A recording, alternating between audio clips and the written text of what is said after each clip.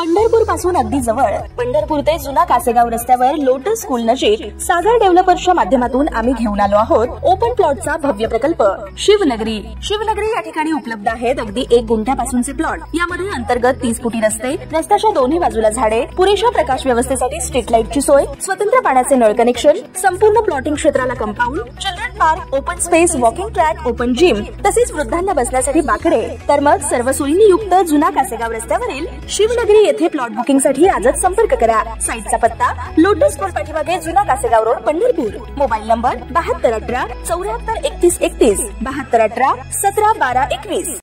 ताज्या घडामोडी पाहण्यासाठी आमच्या YouTube चॅनलवरील PVR म्हणजेच पंढरी वार्ता या न्यूजला सबस्क्राइब करा आणि शेजारील बेल आयकॉनवर क्लिक करा। हो गया।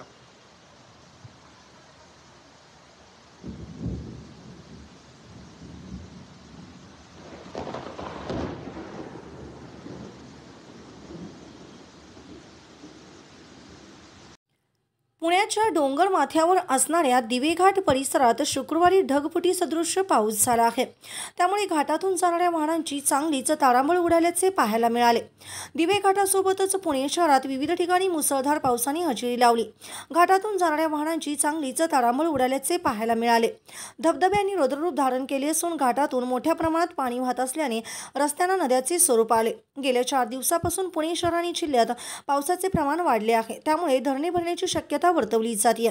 गुरुवार नंतर सलग दुसऱ्या दिवशी शुक्रवारी सायंकाळी धुवाधार पावसाने पुणेकरांची दाणादाण उडवली। सुमारे 1.5 तास पावसाने जोर धरला। वादळी वारा आणि विजेच्या कडकडाटासह पावसाच्या हजेरीने मध्यवर्ती पुण्यासह उपनगरांमध्ये रस्त्यावर मोठ्या प्रमाणात पाणी साठले। शहरात गेल्या 2-3 दिवसापासून उकाडा आणि ढगाळ वातावरण यामुळे नागरिक त्रस्त झाले होते। मात्र सायंकाळी 5:30 वाजल्यानंतर पावसाची चाहूल लागली आणि 6 वाजण्याच्या सुमाराला वादळी वाऱ्यासह आणि ढगांच्या गडगडाटासह मोठ्या सरींना सुरुवात झाली।